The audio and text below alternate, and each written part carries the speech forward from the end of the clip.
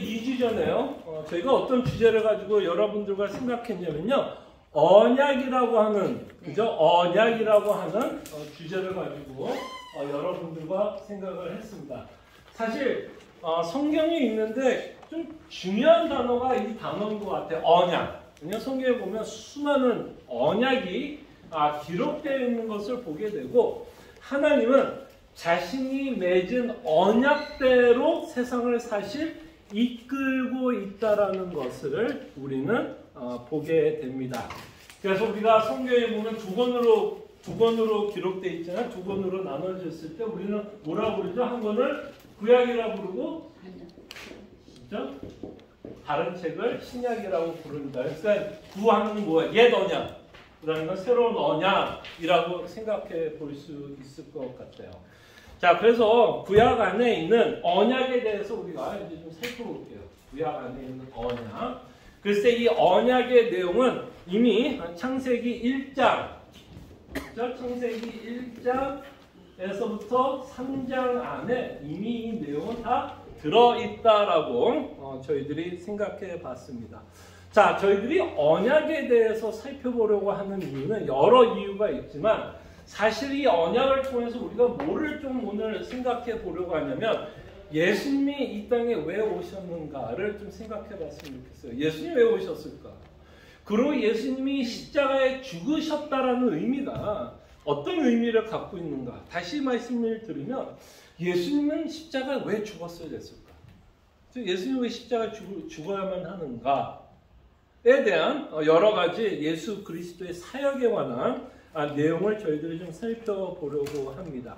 그래서 이 언약의 내용을 우리가 잘 이해를 하면 사실은 우리가 알게 되는 건 뭐냐면 예수님의 사역을 더 풍성하게 이해를 할 수 있다는 거예요. 자, 지난주에도 여러분들에게 말씀을 드렸지만 이 언약을 몰라서 구원 못 받나요? 만약에 여러분이 언약 모른다고 구원 못 받아요? 그렇진 않아요. 그러나 저희들이 조금 어려울 수 있는 내용일 수도 있어요. 좀 편한 주제는 아닐 거고 조금은 어려울 수도 있지만, 우리가 이 언약에 대해서 살펴보려고 하는 내용은 뭐냐면 성경이 어떤 주제를 갖고 있고, 더 나아가서 예수님의 사역을 조금 더 풍성하게 저희들이 이해하기 위해서 우리가 이 언약을 살펴본다라고 생각해 보시면 좋을 것 같아요. 자, 그럴 때 이 언약을 이해하는데 두 가지 큰 언약이 있습니다. 성경에서 기록한 언약을 두 개로 좀 나눠서 딱 요약을 시킬 수가 있어요. 네. 그럴 때 한 가지 언약이 여러분 혹시 기억나세요? 그렇죠. 하나는 행위 언약이라고 하는, 자, 이거 성경에 나와야 안 나와요? 행위 언약이라는 단어 나와야 안 나와요? 나오진 않아요. 그러나 성경에 있는 이런 비슷한 언약들을 살펴봤을 때 이거를 우리가 뭐라고 부르고 싶은 거예요?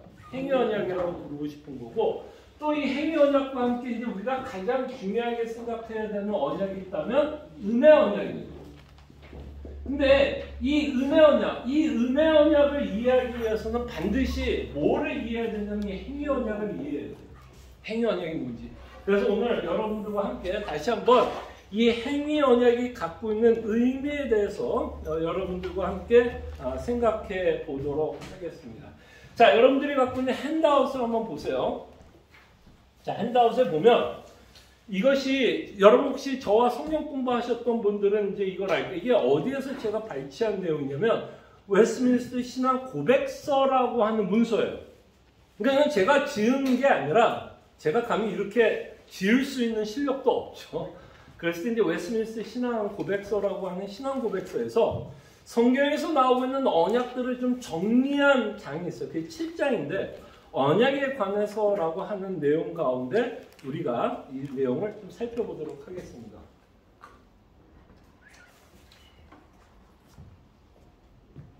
자, 행위언약 A, 순종의 기반을 인해서, 죄송합니다. 요거 순종의 기반을 인해서 복도 받을 수 있고 저주도 받을 수 있다라는 내용이 이제 행위언약이에요.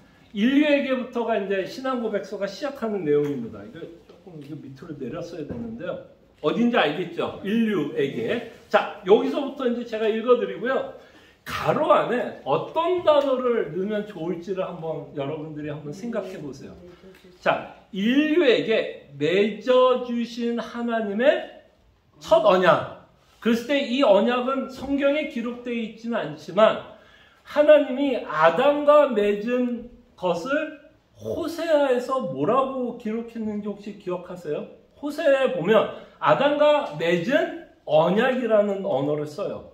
그러니까 성경에서 보면 하나님이 아담과 맺었던 내용을 성경 저자들은 어떻게 이해하고 있는 거예요? 언약이다라고 이해를 하는 거예요. 자, 읽을게요. 인류에게 맺어주신 하나님의 첫 언약은 이름을 뭘로 지으면 좋을까요? 첫 언약은? 그쵸. 여기다 행위라고 적으면 돼요. 자, 그러면 행위 언약이 어떤 내용을 갖고 있는지를 우리가 좀 봐야겠죠. 자, 이 언약에서 하나님은 아담과 및 아담에게 대표된 그 후손들에게, 그러니까 아담뿐만 아니라 후손들과 또 맺은 언약이다라고 정리를 하는 거예요.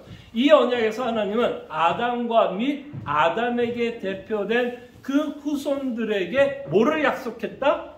생명을 약속하셨다. 그 약속은 그들의, 이제 이게 중요해요. 이 약속은 그들의 개인적 땡땡을 땡땡으로 하신다. 무슨 내용이 가로에 들어가면 좋을까요? 그 약속은 그들의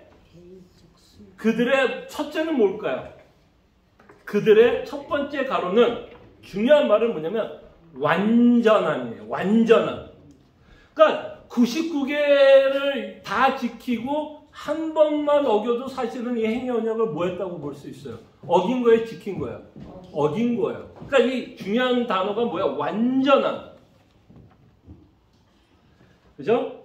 그 약속은 그들의 완전한 개인적, 그쵸. 맞습니다. 순종을, 무슨 단어가 들어가면 좋을까요? 개인적 순종을 몸무엇으로 한다. 지난주 혹시 핸드학 갖고 있는 뭐 컨닝도 하셔도 되고요. 뭐죠? 그쵸. 조건으로 하신 것이다. 그죠? 자, 그럴 때 행위 언약이 갖고 있는 내용이 뭐예요? 그 약속은, 생명을 얻는 약속은 어떻게 얻게 돼요? 완전한 개인적 순종을 조건으로 한다는 거예요. 이렇게 순종으로 조건으로 생명을 얻는다 그래서 이 언약의 이름을 뭐라고 짓는 거예요? 행위 언약이라고 짓는 거예요. 그러니까 이 복을 하나님이 아담에게 주시려고 하는 복이 뭘로 근거로 주기 때문에, 순종의 기반으로 하기 때문에 이것을 행위. 그래서 영어로 얘기하면 covenant work라고 써요. work. 뭐 우리가 지금 보고 있는 단어로 쓴다면 이렇게도 표현할 수 있겠죠. 그냥 통상적으로 이거를 행위 언약 또는 covenant works라고 얘기하는데 굳이 여기 있는 언어로 쓴다면 순종 언약이라고도 표현할 수 있겠죠. 조금 더 직접적으로 표현한다면 순종 언약. 자, 이 내용을 이해하면 이 하나님이 처음으로 아담과 맺었던 이 순종을 조건으로 하는 조건의 내용이 뭐였죠, 여러분? 내용이 뭐야? 그죠? 선악을 알게 하는 열매에 관해서 하나님이 이 약속을 하고 있다는 걸 보게 되죠. 그 열매를, 그 선악을 알게 하는 열매를 먹으면 어떻게 돼요? 죽어요. 그러니까 아담의 뭐의 기반이에요? 아담의 행위의 기반이에요. 그러니까 아담이 하나님이 주신 행위 언약을 안 지키면 죽어요. 자, 근데 여기에는 사실은 뭐가 들어있는 약속일 것 같아요, 여러분? 하나님과 아담의 차이. 차이도 들어가고 또 하나. 사실은 이게 부정적인 명령으로 들어있지만 사실은 이 안에는 어떤 내용이 포함된 거예요? 이게 그냥 야, 너 선악과 지키자면 난 확 너 죽여버려 이런 내용은 아니라 사실은 이렇게 이야기함으로써 사실 이 안에는 뭐가 들어있다고 볼 수 있을까요? 긍정적인 사랑도 들어있고 또 긍정적인 약속이 들어있는 거예요. 순종하면 너와 나의 관계는 절대로 깨지지 않을 거다. 나는 너와의 관계를 끊임없이 유지하면서 살 수 있겠다라는, 즉 생명이라고 하는 약속이 포함된 거예요. 자, 이 내용을 여러분들이 잘 기억하면 하나님이 인간에게 진노한다고 많이 성경을 기록하죠. 자, 에베소서 2장 1절과 3절을 한번 보세요. 자, 이 내용을 한번 읽어볼게요. 자, 그는 허물과 죄로 죽었던 너희를 살리셨도다. 이건 이제 예수 그리스도로 말미암아 우리가 받은 구원인데, 우리가 구원받기 전에 어떤 상태였는지를 사도 바울이 이렇게 말합니다. 그때 너희는 그 가운데 행하여 이 세상 풍조를 따르고 공중의 권세 잡은 자를 따랐으니 곧 지금 불순종의 아들들 가운데 역사는 영이라. 전에는, 이게 전에는 언제 때요? 너희들이 예수를 믿기 전에는, 그 얘기예요. 전에는 우리도 다 그 가운데 우리 육체의 욕심을 따라 지내며 육체와 마음에 원하는 것을 하여 다른 이들과 같이 뭐가 되었다? 본질상 진노의 자녀가 되었다라고 말씀합니다. 자, 이 구절은 인간이 하나님 앞에 불순종함으로 너희들은 뭐를 받는다? 뭐를 받는다? 진노를 받는다로 얘기합니다. 자, 그럼 2장 1절과 3절을 읽어보면 하나님이 인간에게 왜 진노해요? 진노를 하는 근거가 있을까요? 없을까요? 근거가 있어야 돼요? 없어야 돼요? 근거가 없으면 하나님은 굉장히 독재자죠. 만약에 여러분, 제가 지난번에도 얘기했지만 여러분들이 운전을 하다가 80마일에 경찰이 잡으면 그거는 당연히 잡아야 돼요? 안 잡아야 돼요?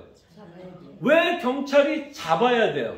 뭐가 있기 때문에. 경찰이 그냥 심심해서 야, 나 저 차 마음에 안 드는데 야 80까지 달려. 야, 너 잡자. 이래서 잡는 거 아니야?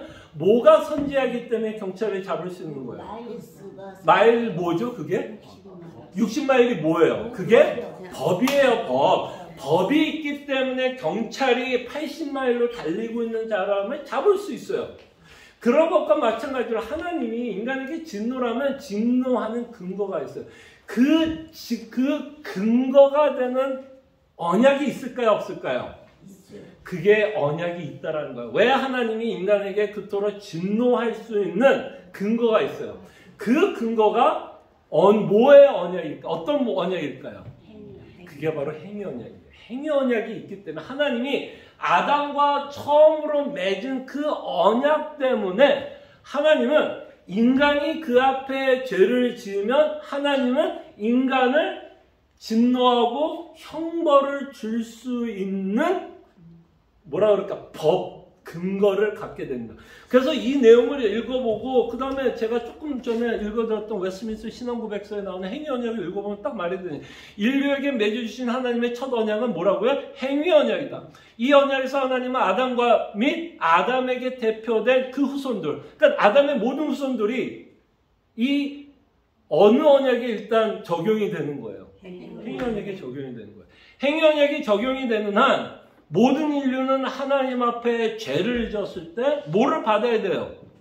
벌을 받아야 돼요. 그리고 하나님은 충분히 벌을 줄 수 있어요. 이게 근거예요. 하나님이 진노하는 이유. 그래서 그 약속은 그들의 완전한 개인적 순종을 조건으로 하신다 라는 내용을 기억해 주시고, 에베소서 2장 1절 3절이 이래서 하나님이 진노하는 그 배경을 좀 알았으면 좋겠어. 우리는 그냥 하나님이 우리의 죄를 짓기 때문에 하나님이 화냈구나. 맞아요. 그것도 틀린 말이 아니지만 조금 더 하나님이 왜 우리에게 진노하고 있는 좀 법적인 근거를 좀 생각해 본다면 하나님이 아담과 맺은 언약 때문에 가능하다라는 거예요. 자, 근데 이제 여러분들과 생각해 보고 싶은 건 이 행위 언약은 구약을 통해서도 끊임없이 뭐가 되냐면 반복이 돼요. 무슨 말인지 알겠죠? 이게 처음으로 아담과 행위 언약을 처음으로 맺지만 끊임없이 구약을 통해서 이 행위 언약이 녹아져 나오고 있는 것을 보게 됩니다. 자, 그 녹아져 나오고 있는 첫 번째 부분이 출애굽기예요. 근데 출애굽기는 지금 우리가 살펴봤던 내용과는 조금 달라요.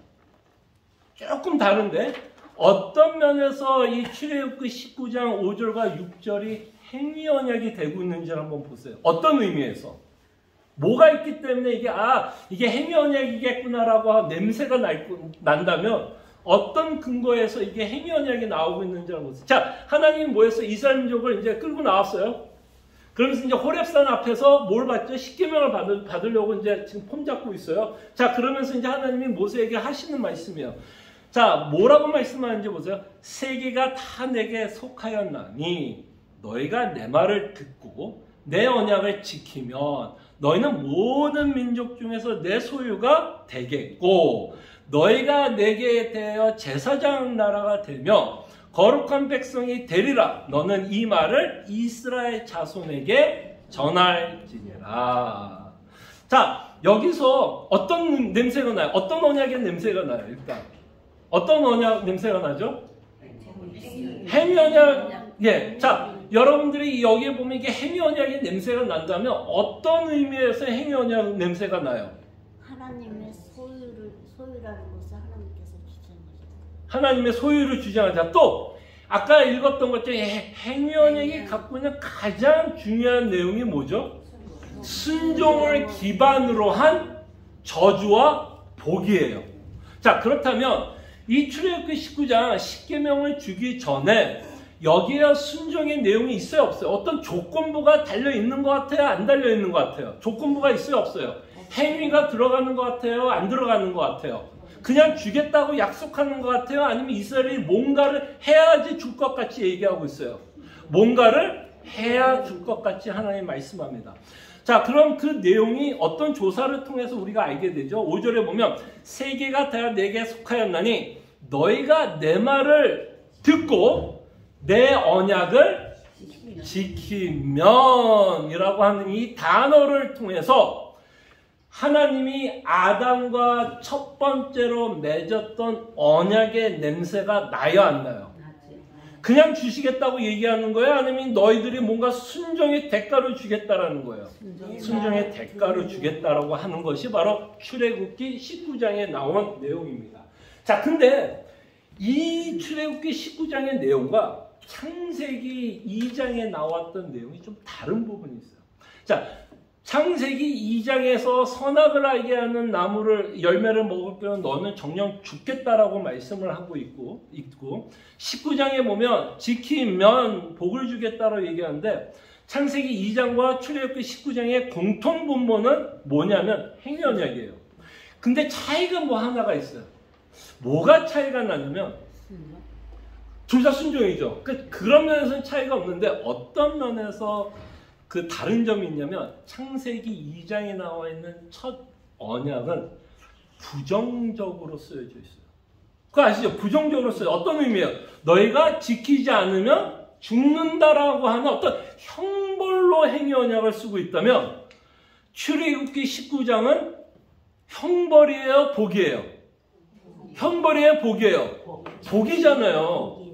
복의 내용이 기록되어 있어요. 그러니까 창세기 2장은 저주의 내용, 너가 지키지 않으면 형벌의 내용이 적혀 있다면 출애굽기 19장은 너가 지키면 복을 주겠다라고 이야기를 합니다. 그래서 이 행위 언약을 통해서 우리가 기억해야 되는 건 하나님이 이걸 행위 언약을 줬을 때 우리는 무조건 부정적인 내용만 생각하는 게 아니라 하나님이 행위 언약을 맺었을 때는 인텐션은 뭐였을 것 같아요? 동기는 뭐였을 것 같아요? 하나님이 행위 언약을 맺었을 때 동기는 내가 너를 확 죽여버려야겠다라는 게 동기였을까? 아니면 어떻게 하든 내가 너에게 복을 주겠다라는 게 동기였을까요?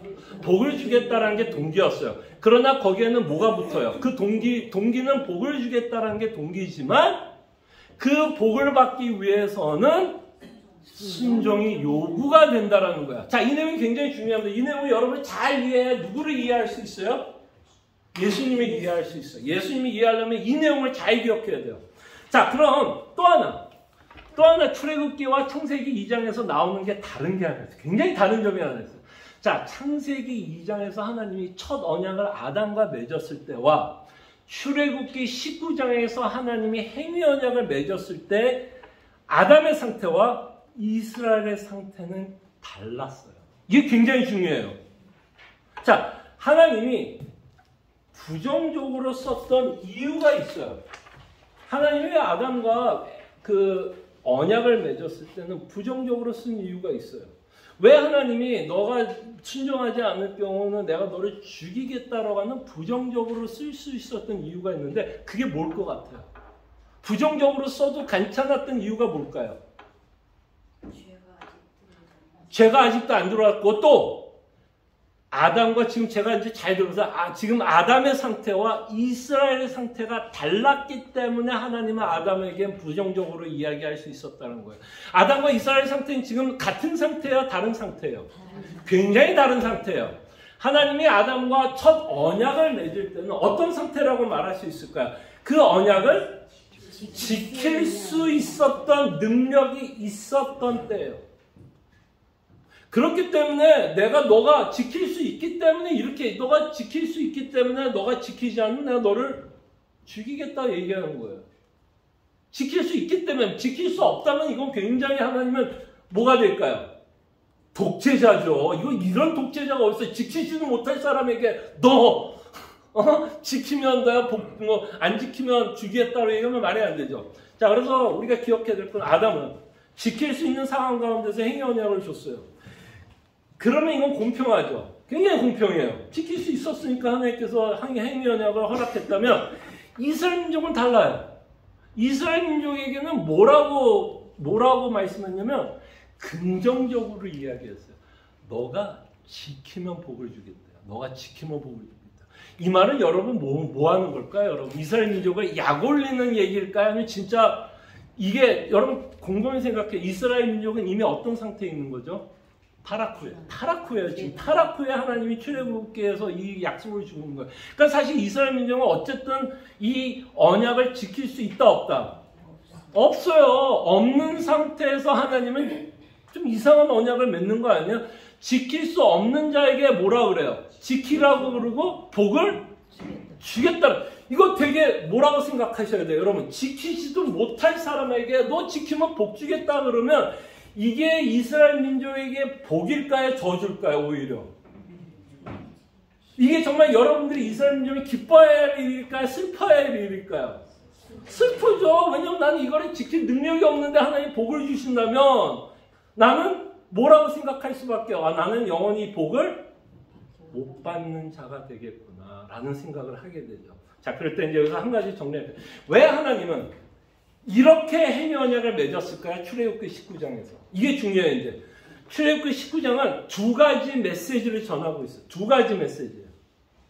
지금 여러분들이 읽은 출애굽기 19장은 두 가지 메시지를 전해요. 하나는 뭘까요? 하나는 지킬 수 없는 상태라는 걸 확실하게. 그러니까 하나님이 이스라엘 민족에게 맺는. 자, 보세요. 아담하고 첫 언약은 뭐 할 수 있었어요? 지킬 수 있었어요. 그렇기 때문에 줬어요.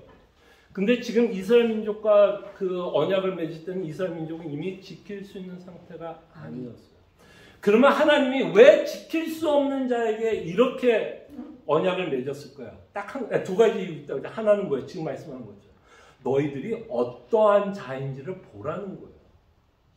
너희들이 얼마나 불순종하며 나의 진노를 받기에 합당하다라는 것을 가르쳐주기 위해서 하나님께서 행위 언약을 맺는 거예요. 그리고 하나님은 끊임없이 구약 역사를 통해서 여러분 하나님이 이스라엘 민족에서 끊임없이 뭐하고 있는 걸 봐요. 뭐하고 있는 걸 보죠. 여러분 지금 이사야서를 읽어보면 어떤 내용이 좀 반복되고 있는 거 보세요. 어떤 내용이 반복돼요? 하나님이 이스라엘 민족에게 굉장히 화를 내고 진노하고 또 이제 앞으로 우리가 읽은 이제 예레미야 같은 경우는 여러분들이 이제 그 예레미야가 썼던 책 중에 하나가 뭐가 있냐면 예레미야 애가라고 했어요. 애가라는 말 뭐죠? 여러분 애가라는 말은 내가 좋아하는 노래, 사랑하는 노래가 아니라 슬픔, 레멘테이션.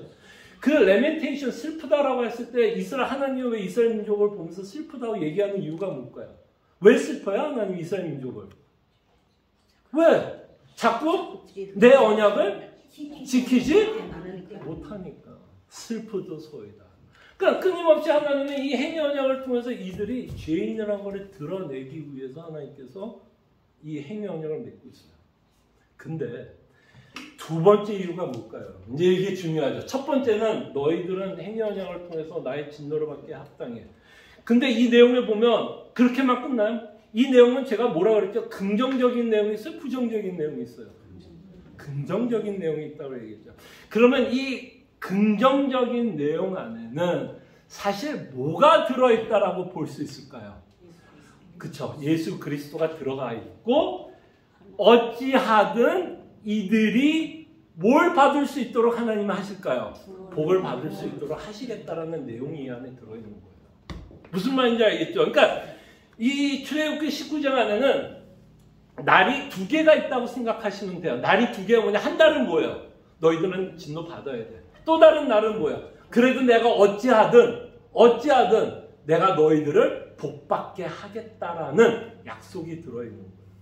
무슨 말인지 알겠죠? 그래서 여러분들 혹시 여러분 십계명을 읽으면 십계명은요 몇 가지 의미가 있지만 첫 번째 여러분 우상을 섬기지 말라고 하는 십계명 1계명을 딱 들으면 여러분 뭐가 드러나죠? 여러분 죄가 드러나잖아요. 이게 지금 하나님이 하셨던 일이에요. 이스라엘 민족을 또 정말 오늘도 제가 하나님의 나라의 백성으로 살아갈 때는 우리가 뭐와 싸워야 된다고 얘기했죠? 우리 우상과 싸워야 된다고 얘기하면 그 1계명을 통해서 뭐가 드러나요? 우리 죄가 드러나는 거예요. 그런 것처럼 하나님이 십계명 지금 출애굽기 19장을 통해서 이들이 죄 있는 것을 드러내기 위해서 하나님께서 주셨지만 또 하나 이 십계명을 통해서 여러분들은 내가 죄 있는 걸 깨닫지만 내가 죄 있는 것과 함께 누가 필요하다는 걸 알아요. 정말 예수 그리스도가 필요하다는 걸 알게 되는 거 아니에요. 그런 거예요. 지금 이들이 복을 받기 위해서 아담의 모든 후손이 복을 받으려면 이제 아담으로는 안 돼. 뭔가 다른 어떤 사람에 의해서 가능하게 된다라는 것을 우리에게 보여주는 거예요. 그 다음에 이제 세 번째로 그 율법이 주는 또 하나가 뭐냐면 이제 첫 번째가 뭐예요? 우리 죄를 드러내지만 이제 이 부분도 우리가 놓쳐서는 안 되지만 율법을 통해서 우리에게 특히 십계명을 통해서 우리에게 주는 메시지는 뭐냐면 믿는 자로서 어떤 삶을 살아가야 하는지도 가르칩니다. 근데 저는 지금 우리의 관심은 세 번째는 아니에요. 무슨 말인지 지금 제가 여러분들에게 말씀하고 싶은 강조점은 신앙인으로서 이렇게 살아야 한다는 것을 강조하는 내용이 아니라 저는 이 내용을 통해서 누구를 설명하려고 그러는 거예요? 예수님을 설명하려고 그러는 거예요. 무슨 말인지 알겠죠? 제 강조점이 이 십계명 안에 우리의 삶, 성도로서 구원받은 자로서 은혜가 무엇이고 그 은혜로 말미암아 우리가 어떤 삶을 살아야 할지도 분명히 가르치지만 제 강조점은 거기에는 없고 은혜 언약과 행위 언약을 가리키려고 합니다. 자, 그걸 기억해 주시고 자, 이 행위 언약을 기억하면 사사기 여러분 읽어보면 사사기 뭐예요? 사사기 한번 읽어볼게요. 2장 11절과 12절 여러분 이미 사사기 많이 읽어봤지만 이제 보세요. 이스라엘 자손이 여호와의 목전에 뭐를 행해요? 악을 행하여 바알을 섬겨. 그럼 당연히 그 다음은 무슨 일이 벌어져야 돼요? 여러분들은 당연히 어떤 일이 벌어질까를 예상해야 돼요. 바알 섬겼어요. 우상 섬겼어. 어떤 일? 벌 받아야 돼요. 벌 받아야 돼요. 뭐 때문에? 행위 언약 때문에 벌을 받아야 돼요. 그래서 끊임없이 이들이 죄를 지으면 사사기에서 끊임없이 반복되는 사이클이 뭐죠? 죄를 지으면 무슨 일이 벌어져요? 침략을 받아요. 전쟁이 일어나고 이스라엘 민족이 쑥대밭이 되고 그 쑥대밭 가운데 하나님 살려주세요. 그러면 또 하나님이 뭐예요? 사사를 세워요? 안 세워요? 세워줘요. 근데 그 사사를 세워주는 게 이제 뭐예요? 복선이 되죠. 그 사사가 이제 또 누구를 보여주는 얘기일까요? 예수님. 하나님의 이스라엘 민족이 그대로 사실 외세의 침략을 받고 죽어도 이스라엘 민족은 할 말이 있다 없다? 할 말이 없어요. 할 말이 없어요. 그럼에도 불구하고 하나님은 다시 한번 사사를 세워주고 외세의 침략으로부터 다시 한번 보호하고 있는 내용을 봅니다. 그래서 이렇게 하나님이 진노하고 있는 이 내용을 이해하기 위해서는 끊임없이 뭘 봐야 되냐면 행위 언약을 이해하셔야 돼요. 그러면 하나님이 왜 끊임없이 이스라엘 민족에게 진노하고 있는지. 근데도 이렇게 진노하고 있지만 그 안에는 끊임없이 어떤 내용이 있어요? 하나님의 약속이 들어가 있어요. 그 약속이 이제 뭐가 되냐면 은혜 언약이 되는 거예요. 은혜 언약. 근데 은혜 언약이 갖고 있는 의미를 우리가 풍성하게 이해하기 위해서 뭐를 이해해야 돼요? 행위 언약을 이해해야 돼요. 그래서 우리에게는 뭐가 필요한지를 알겠네. 은혜 언약이 필요한 거예요. 행위 언약대로 하면 여러분과 저는 끊임없이 진노의 자녀로 그냥 죽어야 돼요. 그랬을 때 이제 은혜 언약이 필요하다는 것을 보게 됩니다. 자, 그렇다면 모든 인간이 이제 여러분들이 지금까지 잘 들었는지 안 들었는지를 제가 좀 확인할게요. 모든 인간이 하나님으로부터 복을 받기 위해서는 뭐를 해야 돼요? 순종을 해야 돼요. 순종을 해야 돼요. 그렇기 때문에 누가 필요한 걸까요? 예수님이 필요한 거예요. 이 행위 언약 때문에 예수님이 필요한 거예요. 왜냐하면 이 행위 언약을 만족시키지 않는 한은 여러분과 저에게 하나님은 복을 줄 수 있는 근거가 있어요, 없어요? 없어요. 어떤 근거만 있을까요? 그렇죠. 벌 받을 수밖에 근거가 없는 거예요. 그래서 예수님이 이 땅에 오시면서 참 다양한 말씀을 하고 있는 것을 보게 됩니다. 자, 예수님이 오셔서 다양하게 했던 말씀, 요한복음 한번 보면, 뒷장을 볼게요. 자, 요한복음 6장 38절에 보면, 한번 보세요. 내가 하늘에서 내려온 것은 내 뜻을 행하려 함이 아니요 나를 보내신 이의 뜻을 행하려 함이라. 뭐를 말씀하는 것 같아? 내 뜻을 행하려고 한 게 아니라 나를 보내신 이의 뜻을 행하려 함이라. 순종에 대한. 그렇죠. 순종에 대해서 이야기하는 거야. 그러니까 다시 말씀드리면 뭐야? 하나님이 요구하는 삶을 살아내기 위해서 이 땅에 오셨다는 거죠. 자, 그러면 이제 여기서 질문이 생겨요. 그러면 하나님이 요구하는 삶이 뭐예요, 도대체? 뭐예요? 그리고 뭐예요? 하나님 요구했던 순종이 순종인데 그 요구의 내용이 뭐예요, 결국? 그 내용의 기초가 되는 내용이 뭘까요? 그게 지금 여태까지 제가 여러분들한테 얘기하려고 했던 무슨 언약? 행위 언약. 그러니까 그 행위 언약, 하나님이 아담과 맺었던 그 언약을 지키기 위해서 이 땅에 오셨어요. 그래서 그 안에는 뭐가 들었어요? 순종. 행위 언약의 기반이 뭐였다고요? 순종이었잖아요. 그러니까 아담을 대신해서 우리를 위해서 예수님이 뭐 하신 거예요? 순종하기 위해서 이 땅에 오셨어요. 그럼 막연한 순종이 아니라 하나님께서 주신 모든 것을 순종함으로써 무슨 기반을 만드는 걸까요, 여러분? 자, 아까 말했던 행위 언약에서 여러분들을 복을 받으려면 행위 언약의 완성. 그렇죠. 그래서 행위 언약을 통한 순종을 통해 우리에게 뭐를 주시려고 하는 거예요? 복을 주시려고 하는 거예요. 그래서 예수님이 이 땅에서 오셨고 비번에 보니까 사도 바울이 예수님의 사역에 대해서 이렇게 말해요. 사람의 모양으로 나타나사 자기를 낮추시고 죽기까지 뭐 했다고요? 복종하셨으니까 십자가에 죽으셨다. 왜 예수님은 아까 요한복음을 통해서 내 뜻이 아니라 하나님의 뜻을 이루기 위해서 왔다라고도 표현하고 있고 사도 바울이 예수님의 사역을 간략하게 서머라이즈한 내용 가운데서도 그리스도의 삶을 무슨 삶이라고 표현해요? 무슨 삶이라고 표현하는 거다? 복종의 삶이라고 표현하죠. 그럼 여러분 여기서 생각해. 왜 하나님 예수님이 복종하셨어야 될까? 그 복종을 해야 되는 이유가 뭔가에 대해서 여러분 생각하셔야 되지 않아요? 왜 예수님이 복종하셨어야 될까? 그럼 복종의 내용이 뭘까요? 뭐를 이루기 위해서? 처음에 아담과 맺었던 그 언약을 이루시기 위해서. 그러니까 그 리버스 시키기 위해서 예수님이 이 땅에 오신 거죠. 자, 그러면 이제 C번과 D번이 이제 중요해요. 자, 보세요.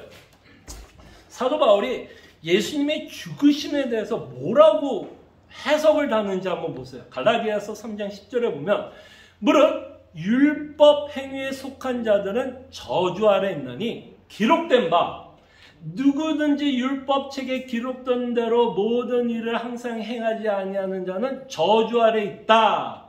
이게 신명기를 인용하는 구절이에요. 자, 율법 아래 그렇죠? 기록된 바 누구든지 율법책에 기록된 대로 모든 일을 항상 행하지 아니하는 자는 저주 아래 있다. 어떤 냄새? 이거 무슨 냄새가 팔팔 나지 않아요? 어떤 냄새가 팔팔 나요? 무슨 언약 냄새가 나요? 그러니까 이게 행위 언약 냄새가 어떤 식으로 나요? 그러니까 너가 율법을 지키지 않으면 그 얘기 면자는 있어요, 없어요? 면자는 없어요. 그러나 우리가 이 문맥상 율법, 즉 신명기에서 인용하고 있다면 신명기를 통해서 하나님의 율법을 준 거를 지키지 않으면 너희들은 다 저주받는다라고 이야기를 한다. 이거를 이해하기 위해서는 반드시 어떤 언약을 이해해야 돼요? 행위 언약을 이해하지 않고서 왜 하나님의 뚱땅지 같이 왜 갑자기 아니 율법을 지키는 것과 저주가 무슨 상관이 있는지를 알아야 될 거 아니에요. 그 율법을 지키지 않는 것과 저주의 내용을 이해하기 위해서는 하나님이 첫 번째로 맺은 아담과 맺었던 행위 언약의 내용을 알아야 돼요. 그랬을 때 이 모든 인간은 이 행위 언약 아래에서 태어난다는 얘기예요. 지금 사도 바울은. 물론 율법 행위에 속한 자들은 저주 아래 있나니. 즉 뭐예요? 하나님이 요구하는 율법을 지키지 않는 자들은 뭐를 받는다? 저주를 받는다. 그러면서 사도 바울이 인용하는 게 어디예요? 신명기를 인용을 하는데 기록된 바 누구든지 율법책에 기록된 바대로 모든 일을 항상 행하지 아니하는 자는 저주 아래 있다. 그렇기 때문에 여러분과 저는 행위 언약이 끊임없이 우리에게 적용되는 한 우리는 끊임없이 뭘 받아야 돼요? 저주를 받아야 돼요. 그런데 D번에 보니까 예수님이 뭘 하셨다라고 사도 바울이 말씀합니다. 자, D번에 보니까 뭐래요? 그리스도께서 우리를 위하여 저주를 받은 바 되사. 그 저주가 왜 예수님 저주? 그러면 이제 질문이 예수님 저주 왜 받아야 돼요? 근거가 뭐가 있어야 될까? 예수님이 저주를 받아야 되는 뭔가 근거가 있어야 될까? 아까 말한 것처럼 80마일로 달려요. 그럼 경찰이 야 너 스톱해 나 너 티켓 줄까? 그러면 뭐가 근거가 있어야 80마일을 달릴 때 뭐 티켓을 주든지 말든지 할 거 아니에요. 그럼 왜 예수님이 저주를 받아야 되는 그 근거가 뭐에 대한 근거일까요? 아담이 지키지 못한 순전에 그렇죠. 대한 바로 그거예요. 그 언약을 지키지 못한 것 때문에 모든 인간은 저주를 받았고 예수님이 결국 뭐 했다라는 거예요? 아담을 대신해서 우리를 위해서 순종하셨다라는 거예요. 그래서 저주받은 바 대사 율법의 저주에서 우리를 뭐 했다고요? 성령하셨다라고 말씀합니다. 그래서 예수님이 이 땅에 오셔서 두 가지 사역을 두 가지로 나누면 돼요. 하나는 뭘까요? 하나는 뭐예요? 죽음이에요. 예수님이 왜 죽어야 되죠? 여러분 자, 예수님이 왜 죽어야 된다라는 걸 여러분 어떻게 설명할까요? 왜 예수님이 왜 죽어야 돼요? 완전한 사람인 아담이 이루지 못한 걸 완전하신 예수님께서 그걸 이룰 수 있다. 이루셨. 오케이, 좋습니다. 또 죽어야 돼요. 예수님 왜 죽어야 돼요? 네? 그렇죠. 정령 죽어야 되기 때문에. 그러니까 만약에 예수님이 하나님 그랬잖아요. 아담에게 너가 이거 지키지 않으면 나 너 죽이고 너의 후손 모두도 죽어야 돼. 라고 약속한 게 행위 언약이라면 여러분들을 위해서 일단 복을 주기 위해서 이제 중요한 거 복을 주기 위해서 첫 번째는 뭐부터 해결해야 돼요? 죄의 문제. 뭐예요? 정령 죽어야 되는 뭐를 해결해야 돼요? 죄 또는 심판을 해결해야 돼요. 그럼 심판을 해결하기 위해서는 어떻게 해결할 수 있어요? 예수님이 그냥 나 다 이뤘다 그러면 끝나요? 심판이? 어떻게 해야지 우리가 이 심판에서 모면 돼요? 누군가는 죽어야 돼요. 누군가는 하나님이 아담에게 약속한 그 벌을 받아야 돼요. 근데 그 벌도 상쇄할 수 있는 능력이 있는 사람이 벌을 받을 때 그게 값이죠.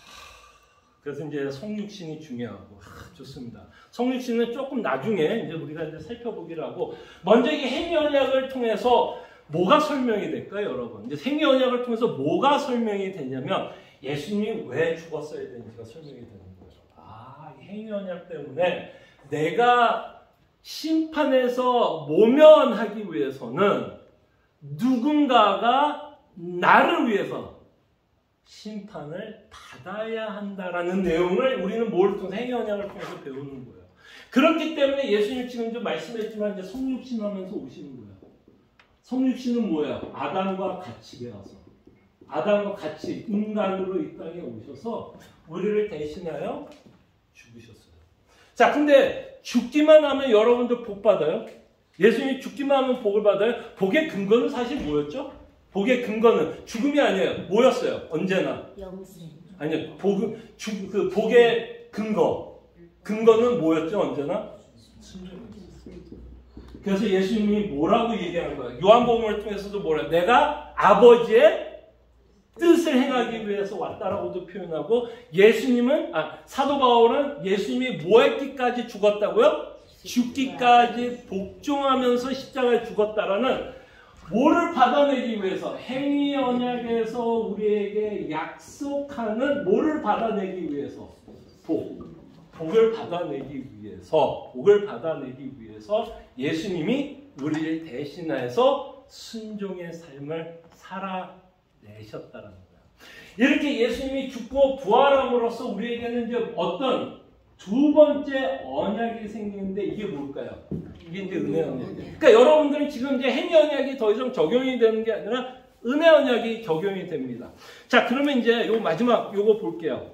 4번의 칭이란, 그 다음에 그 밑에 보면 이제 요거 한번 볼게요. 밑에 보면 웨스트민스터 신앙고백서에서 은혜 언약을 설명하고 있는 구절이에요. 자 보세요. 이제 무슨 말인지 이해가 될 거예요. 은혜 언약을 어떻게 성경을 통해서 웨스트민스터 신앙고백서는 정리하고 있는지를 볼게요. 인류는 범죄함을 하였으므로 행위 언약으로는 생명에 이를 수 있다 없다? 없어요. 그 지금까지 제가 주구장창 여러분한테 얘기하고 싶었던 내용이 이거 맞죠? 이스라엘 민족이 그것을 증명해야 증명하지 않아요. 이스라엘 민족이 그걸 증명하고 여러분들의 삶도 그걸 증명하는 거예요. 그죠? 인류는 범죄하였으므로 행위 언약으로는 생명에 들어갈 수 없다. 그럼에도 불구하고 하나님 우리에게 복을 주시고 싶었어요? 안 주고 싶었어요? 복을 주고 싶었어요. 그러면 이제 아담이 아닌 뭔가 다른 방법으로 우리를 복을 주시겠다라는 내용이 은혜 언약이에요. 그러므로 하나님은 둘째 언약을 맺어주시기를 기뻐하셨다. 그래서 그것은 일반적으로 어떤 언약? 은혜 언약, Covenant of Grace라고 하는데 이 언약에서는 그는 죄인들에게 예수 그리스도로 말미암은 영생과 구원을 뭐라고 제공했다? 뭐라고 제공? 자, 행위 언약은 끊임없이 뭐예요?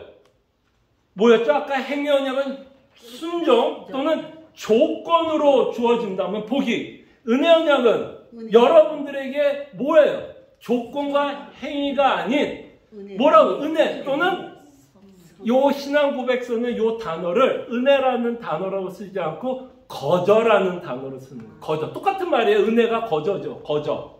공짜로 줬다라는 얘기예요. 그죠? 말 돼야 안 돼요. 그죠? 죄인들에게 예수 그리스도를 말미암은 영생과 구원을 거저 제공하셨다. 그게 은혜를 따르게 표현하는 거죠. 사람들이 이 구원을 받으려면 이제 약간 행위언약적인 의미가 있지만 사실 여러분들이 예수 그리스도로 말미암아 은혜를 받으려면 그리스도를 뭐 해야 될까요? 자, 여기서 뭐 해야 돼요? 예? 그렇죠. 예수를 믿어야만. 그죠?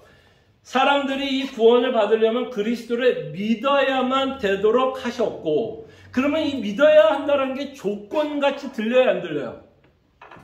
조건같이 들리죠. 근데도 재밌게도 성경은 믿음에 대해서도 뭐라고 표현하죠? 조건으로 주어졌다고 설명을 해야 선물이다라고 선물이라고 표현하죠. 그러니까 믿음이 있어야 우리가 은혜 언약 안에 들어갔는데 그 믿음조차도 하나님이 선물로 거저 우리가 믿을 수 있도록 제가 끊임없이 강조하잖아요. 성령 하나님께서 우리 안에 오셔서 거듭나게 해서 예수를 믿게 한다라고 하면 그러니까 엄밀히 말하면 행언약 같은 냄새가 나지만 믿음이 행위로 주어진 게 아니라 은혜로 주어진다면 우리는 이거를 끊임없이 뭐라고 표현해요? 은혜 언약이라고 표현합니다.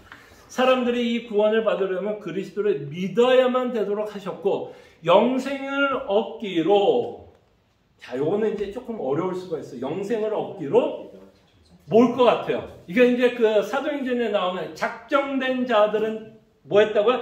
다 믿더라고 하는 그 구절의 근거에서 만든 문장입니다. 그래서 영생을 얻기로 예정된 자들에게 은혜 언약에서 가장 중요한 분이 누구예요? 성령을 주셔서 그들로 하여금 자원하여 믿도록 해준 것이다. 네. 이게 바로 은혜 언약이에요. 그래서 예수님이 이 땅에 오셨던 가장 큰 이유는 이 행위 언약을 이루시기 위해서 이 땅에 오셨고 성령 하나님이 이 땅에 왜 오셨어요? 우리에게 믿음을 주사 예수님이 이 땅에 하셨던 이 일을 뭐 할 수 있도록 믿을 수 있도록 자 조금만 푸시할게요. 그 위에 있는 칭이란 이제 읽어볼게요. 칭이란 자 요것만 우리 한 번만 푸시합시다. 조금 이제 시간이 많이 늦었고 약간 지칠 수 있는 시간인데 요거 한 번만 푸시할게요. 자 이거는 하이데이베르크에서 말하는 칭의가 무엇인가에 대해서 풀어놓은 내용이에요. 자, 근데 밑줄 친 부분이 뭐를 근거를 해서 이렇게 쓰고 있는지를 한번 생각해 보세요. 자, 자, 60문제 이렇게 써요. 어떻게 당신이 하나님 앞에서 의로워집니까? 자, 한번 내가 여러분 하나님 앞에 의로워요, 안 의로워요? 근데 한번 내가 어떻게 하나님께 의롭게 해야 되지? 그럼 여러분도 이제 믿어서, 그렇죠? 믿음으로 의롭다함을 받는다고 표현하면, 근데 왜 내가 믿어서 의롭다함을 받지라는 또 질문이 나올 수 있어요, 없어요? 자, 그럴 때 하이데베르그는 정말 기가 막히게 우리가 믿고 있는 내용에 대해서 이렇게 설명합니다. 자, 한번 보세요. 자, 예수 그리스도께 대한 참된 믿음을 통해서만 가능합니다. 이게 로마서 5장 1절이죠. 믿음을 통해서. 자, 비록 내 양심이 내가 하나님의 모든 계명을 심각하게 범하였다고, 그 계명 중 하나도 지키지 못했다고, 그리고 아직도 죄로 향하는 성향을 지니고 있다고 나를 정죄할지라도 사실이에요, 아니에요? 사실이잖아요. 여러분 지금 죄 안 져요, 지어요? 그래서 정죄함 느껴요, 안 느껴요? 그런데도 불구하고 여러분들은 의로워요, 안 의로워요? 의롭다고 성경은 말합니다. 그랬을 때 그 근거가 이것이 정말 설득됐으면 좋겠어요. 자, 보세요. 그럼에도 불구하고 내 자신이 아무런 공로가 없어도 순전히 하나님의 은혜로 말미암아, 이제 자 보세요. 마치 내가 죄 지은 적이 없고 죄인이지도 않았던 것처럼 그리스도께서 나를 위하여 순종하셨듯이, 마치 내가 완전하게 순종한 것처럼 하나님께서는 그들의 완전한 속죄, 의로움과 거룩함을 나의 것으로 인정해 주셨습니다. 이제 내가 해야 할 것은 믿는 마음으로 하나님의 선물을 받아들이는 것입니다.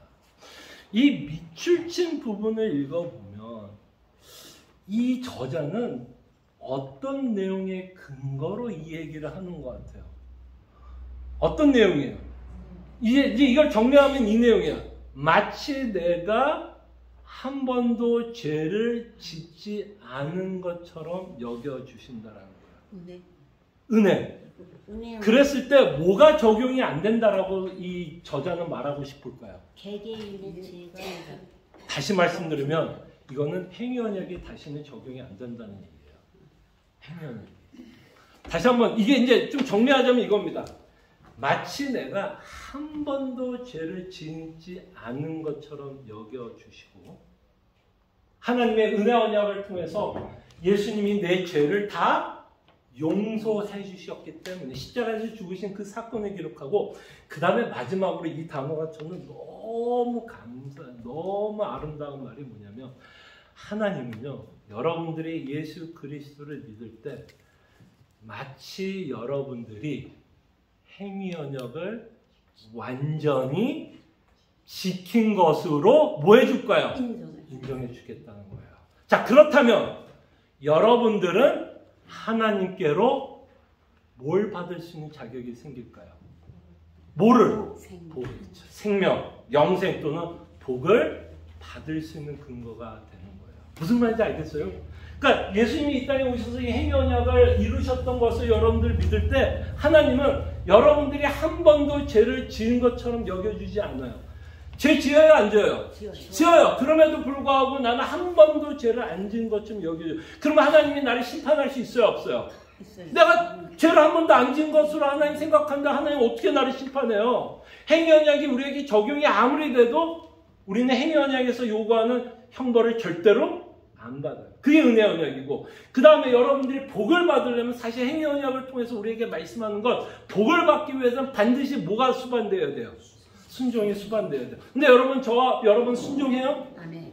순종 못해요. 그럼 우리 천국 갈 수 있어요, 없어요? 못 가요. 사실은 정죄뿐만 아니라 천국도 못 가요.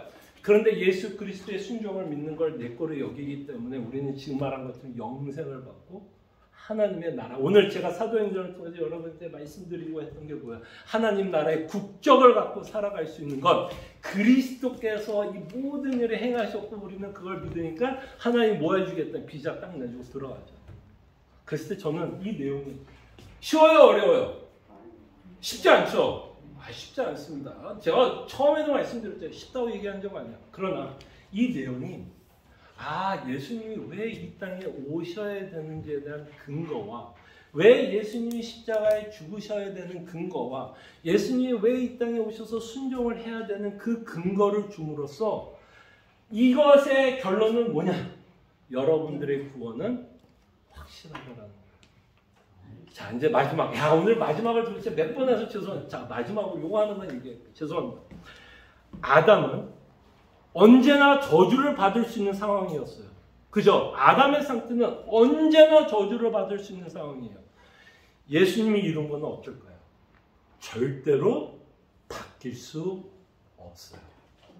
아담의 상태에서 하나님이 약속을 했을 때는 언제나 바뀔 수 있어요. 저주를 받을 수 있어요. 그러나 여러분들이 그리스도 안에서 의롭다함을 받았을 때는 어떤 것도 여러분들이 지금 누리는 구원을 뺏어갈 수 없어요.